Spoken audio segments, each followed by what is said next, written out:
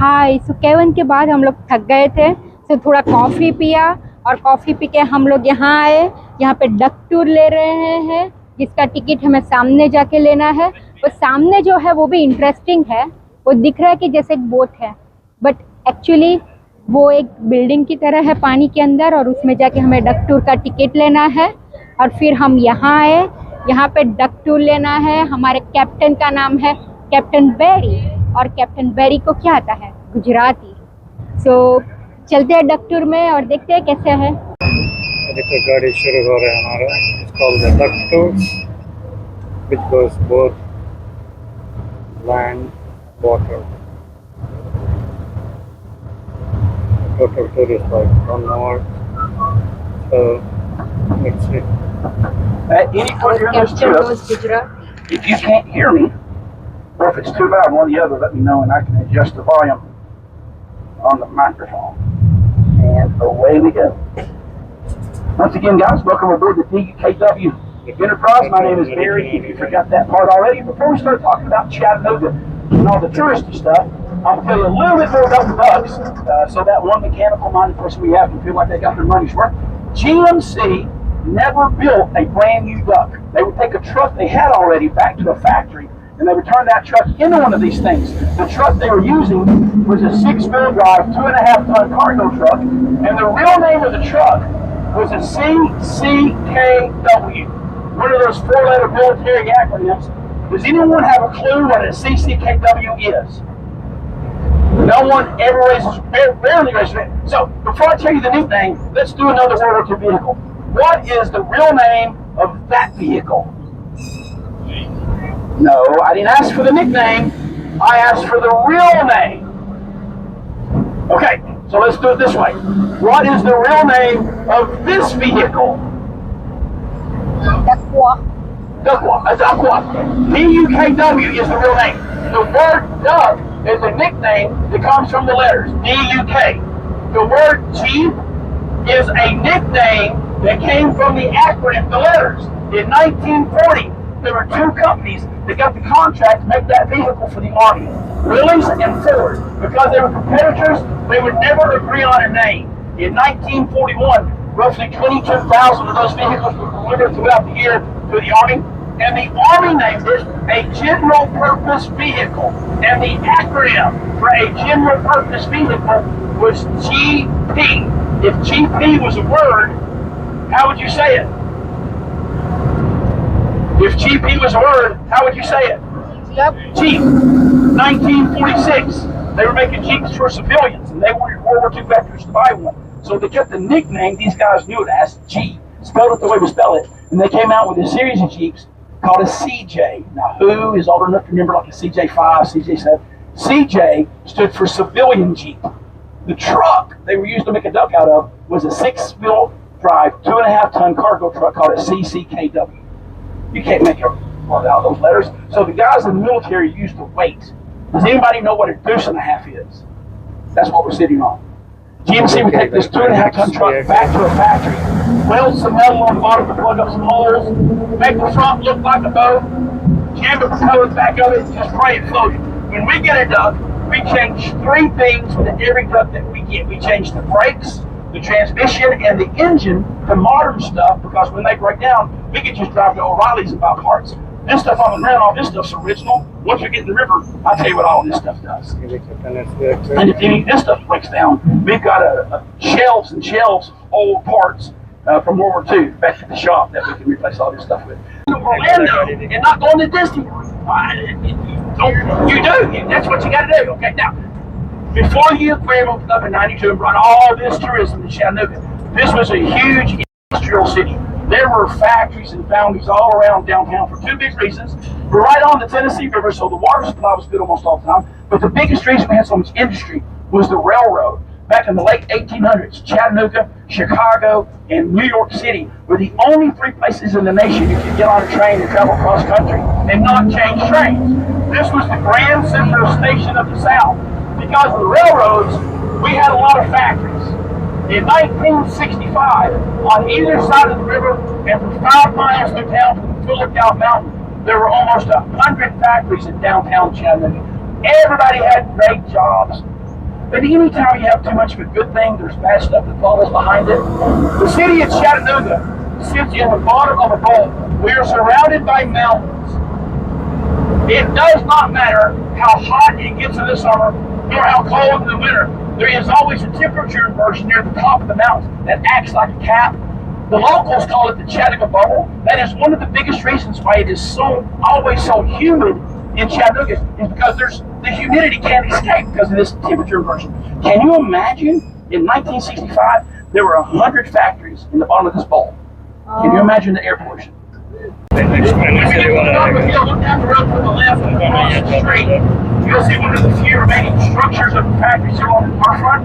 There used to be factories on either side of the river, and as far right and left as you can see, almost all of the land to the right has been already redeveloped into residential businesses. There's still land to the left that's for sale, been for sale for 50 years. The reason there is still waterfront land downtown on the market, before the aquarium, nobody wanted it. After the aquarium, nobody can really afford it. If you bought an old factory site downtown and you wanted to build a hotel on it, before you get building permits, you're required to inform the EPA. They will come to Chattanooga, dig a hole in your dirt and find pollution. You are now required to remove 100% of that pollution out of the dirt down to a certain depth. That's crazy expensive.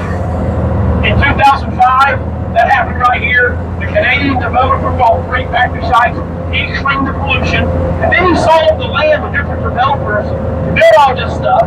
These condos here these townhouses are about 20 years old, brand new. They started at $300,000. As they built down the hill to the water, they got bigger and more expensive. The ones on the waterfront, a combination of single-family homes, townhouses. There's a few Airbnbs down there. Back in 2019, when it seemed like everybody from California was moving here, one of those waterfront homes sold for almost $1.5 million. I am from Chattanooga. I love living here. There is no way in the world I would spend that much money and live in downtown Chattanooga. I'm too old. I don't look good in skinny jeans. I can't grow a man bun. I don't like angry orchard. I'm more of a, hey, get off my grass, you punk. Okay, so there's the river, and you're going to get we don't usually catch up to each other like this. So you're going to get to see him splash in the water from here. Fast!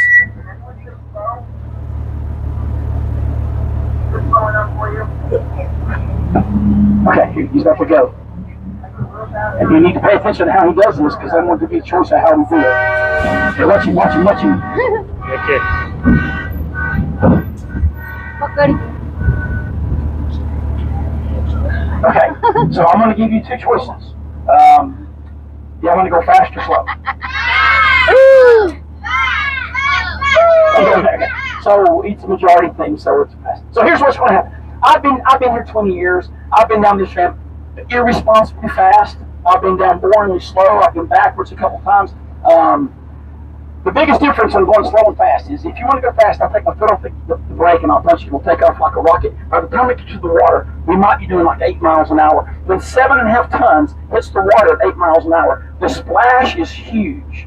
The question is not how fast you want to go. The question is, how wet do you want to get? Really wet? Okay. No! Okay. So we're gonna ease in the water. It's gonna splash. There's nothing I can do about that. If you get wet, it's like drops of water.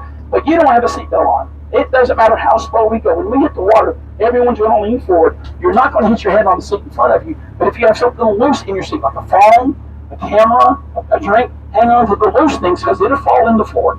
You for the back, Mississippi and San Rock. Sitting on the back is like on the end of a diving board, and it's bouncing, and you're going to get thrown off. Put both feet flat on the ground in front of you and press down with your feet. With one hand, and press your back against the seat. With one hand, hang on to the side of the duck or the ladder, and expect to be thrown forward. And if you just know it, just hang on. You ready? Y'all want to go fast or slow? You want me to go fast or slow? Fast? Okay, hang on. Here we go. Hang on, San Rock. Hang on.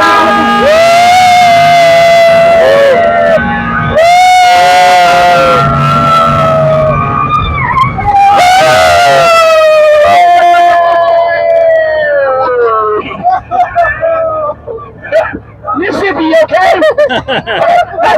When people slide, this is what I usually see. You stop halfway Hey, so you did pretty good. Okay, then we turn all the truck stuff off. Oh, truck stuff off. I have turned all the truck stuff off. I'm not a school bus driver anymore. I'm a boat captain now. Boat captains are famous for two things. And if you know any boat captains, you know this is true. Boat captains are either drunk or you just don't pay attention. Oh, you know, we have somebody that wants to get really wet. Hang on a second. Did anybody else want to get really wet? Did she get wet enough? But she didn't want to get wet. Did she get wet enough? She did. Okay, I was going to splash you. I'm not going to splash you. I wanted to splash the little lady that wanted to get wet. Make everybody happy. Okay, so here we go. Welcome to the Tennessee River. Tennessee River is a very historic river. It's a long river. It starts about 100 miles in front of us, just above Knoxville, Tennessee. And really, the river is nothing except a big ditch for the Smoky Mountains. And as the river comes across from Chattanooga, it does the same thing that any river does. It twists, curves, passes on a minute ago. It was blocked off on the other side of the bridge, right up there. And it was blocked off at the bottom of the floor with a red light, and we tried to come this way. But we came down the hill in a jeep. I stopped at the roadblock, barricades, told my wife what I was going to do, which didn't make her happy. I get out and I move a barricade out of the way to drive down there. Now, before you start throwing rocks at me, where the road was closed, you could not see water anywhere. I moved I drove the barricade out of the way, turned the road back to my Jeep. What I did not see, sitting in the parking lot of the whiskey distillery, was a police officer who watched me do all this. As I moved that way, turned the road back to my Jeep, he went whoop whoop. This is not word for word, but this is the basic conversation I had with this police officer. Young man, where do you live? 1966. At the Riverdale today, there are photographs of the bar and how deep underwater the bar was. The Reed House, the haunted hotel, remember that? It's on Broad Street, 9 blocks from here. The Reed House opened its doors in 1872. The building that was on that corner in the flood of 1868 was a 5-story hotel called the Crutchfield House. There are photographs today in the Reed House that you can see where there was a boat tied up at the 3rd floor at the Crutchfield House rescuing people. 9 blocks away, downtown was under 20, 30 feet of water. Some of you don't believe me. Still, I believe you believe me. But that guy from Sand Rock, Alabama, he don't believe me. He just looked at me like, Chattanooga. When you translate Chattanooga, and I'm not sure how many words that is, but when you translate it, it means rock rising to a point. Most people believe they were talking about Lookout Mountain when they named it Chattanooga. When I think what happened was whoever they hired to fill out the paperwork for the state government, they didn't know how to spell Chattanooga.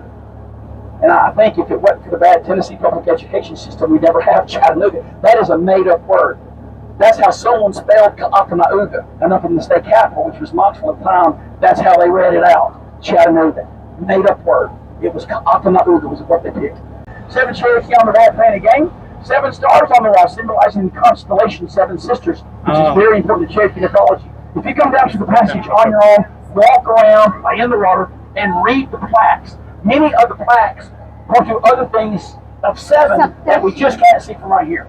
The Cherokee were the first Native Americans with a written alphabet, and it wasn't really called an alphabet, it's a syllabary, but I'm not going to explain the difference. On the wall right there, those big weird letters on top, in Cherokee, that spells Ross's Vandy. That middle line that starts with a G, if you read that phonetically the way it looks, that is how you say Ross's Vandy in Cherokee. This is the best I've got, and I messed this up. Goose break off the splash in the river. He gets on his radio to notify the Coast Guard of what he saw.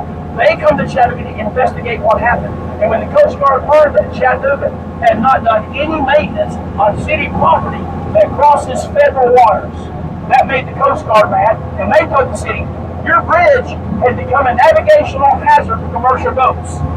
Fix your bridge, or get your bridge out of the river. And in 1985, the politicians made a financial decision. We still don't need it. It would cost more to fix than it would take to blow up. Why keep it? And in 1985, they announced they were going to take that bridge down. And that made a lot of people mad. Lookout Mountain is 90. that put Coca-Cola in a bottle. They're rich. I mean, like capital letters with any four-letter word in front of it. They are rich. And in 1985, 3 very wealthy women from Lookout Mountain called a politician and said, "Don't blow that bridge up. We'll pay for it." 3 women fixed it.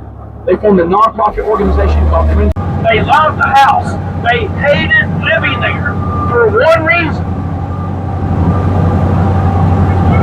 All the parties. By this point in Chattanooga's history, 1890s, almost all the rich people started moving away from downtown.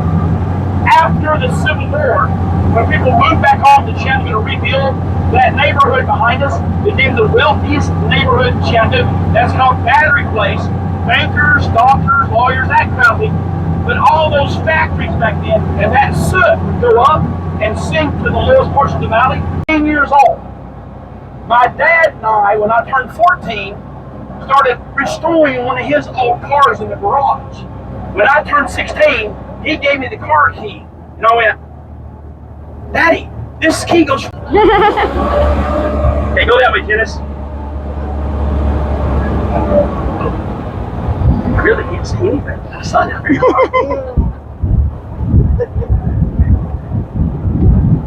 Yes. Keem છો? મજામાં છે? હા, ગુજરાતી આવડે છે?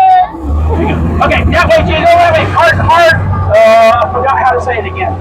How do you say port? Oh, you even know Gujarati. How do you say port in Gujarati? જમણી બાજુ. Huh? જમણી બાજુ. ડાબી બાજુ. Dobby. Yeah, that one. Okay, so when we splashed the river, the very first thing I said was that I turned all the truck stuff off. The only thing I turned off were the wheels. Put the wheels in neutral to save a little gas. These 2 rivers on the ground is just a transfer case of the truck. I want to push these forward just like that. So I just put the truck in 4-wheel drive. Most common question we get, where the tires go? The tires do not suck up inside the boat like an airplane. A few years ago, this lady asked where tires go. I said, "Where do you think it went?" And she starts doing this. And I was like, and I'm thinking ducks fly or something. And she's doing this. I said, what? She goes, they're not doing this. I went, "What are you talking about?" And she goes, "The tires, they're not doing this." I went, she goes, "Chitty bang bang. They don't pop out like chitty bang bang." And I was like, yeah, even Janice knows what that means, okay? The tires stayed right where they were. They don't go anywhere, okay? Good job, Captain. Hop on it. Awesome job. Oh, you're welcome. Thank you. Appreciate it. Watch your step right there. You got it? Okay, I will. Okay, so there's the driveway. We got to go because I've got a trip in just about 20 minutes. Okay. We're in 4-wheel drive. I'm going to go to 2nd gear. This red lever is the propeller. It's still spinning. When we get out of the water, I'll pull that straight back and that will disengage the propeller. Away we go. Woo!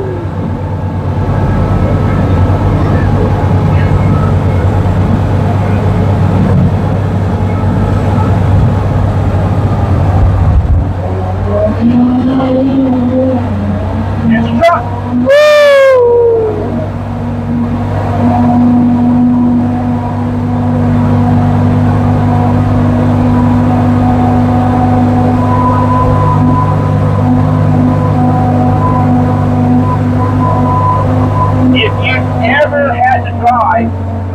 A really old 4-wheel drive truck. To get it out of 4-wheel drive, to me, can take risk. You got to take pressure off the transfer. Enjoy the rest of your visit, and be careful going home. Thanks for coming, guys. Thank you. Oh, you're welcome.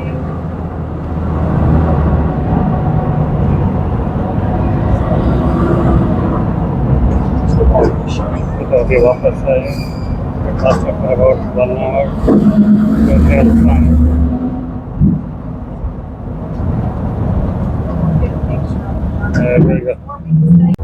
तो कैसा लगा duck tour का video? बहुत ही मज़ा आया, बहुत ही funny था captain, और उसके साथ ही बहुत ही ज़्यादा इन्फॉर्मेशन भी दिया। और सबसे ज़्यादा फ़नी वो चीज़ था कि मम्मी पापा को आइडिया नहीं था कि वो पानी में भी जा रहा है। वो जब सेफ्टी इंस्ट्रक्शन दे रहा था तो मम्मी मेरे सामने देख रहे हैं, मैंने कहा ना वो तो ऐसे ही बोल रहा है। सो जब पानी में गया तो वो लोग बहुत एक्साइटेड था। और tour like you know of course ज़मीन पे पानी में दोनों में बहुत मज़ा आया और बहुत सारा इन्फॉर्मेशन मिला चैटानूगा का, स्पेशली हिस्ट्री के बारे में। सो मुझे बहुत पसंद आया। आपको कैसा लगा? बाय।